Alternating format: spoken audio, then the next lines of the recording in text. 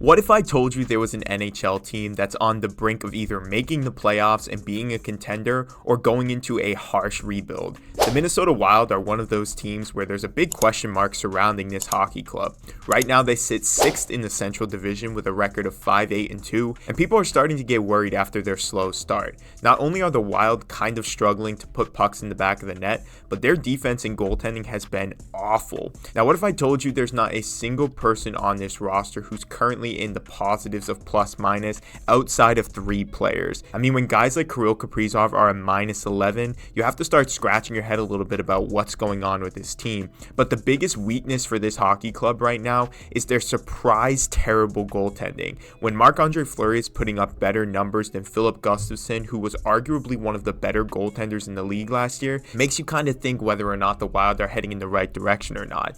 Now, since I was a kid, I always felt like the Wild were competitive, they were in the playoffs, but they just never really won anything. It was almost like a tradition, like the Wild get into the playoffs, they lose to St. Louis, Colorado, or Chicago, and then you don't hear about them again until the next postseason first round. And if you look at the statistics that show this, every single year the Wild have never gotten past the second round. And it's tough for an organization who has finally found the face of their franchise in Kirill Kaprizov, and he's playing pretty solid to start the year with 15 points already in 15 games played. Other guys like Matt Zuccarello and Joel Eriksson Ek are also playing pretty solid, having 14 points and 16 points on the year as well. So the Wild are getting a little bit of goal scoring from their best players, but when it comes to their back end, they're just not doing so hot. They can't keep the puck out of their own net, and that's really destroying their chances this year. Now, I'm not sure if signing Filip Gustavsson was a bad move for the Wild, but it's not looking so great to start this year. And a lot of people had question marks about him because they thought that it was just a flash last year and that he was going to regress,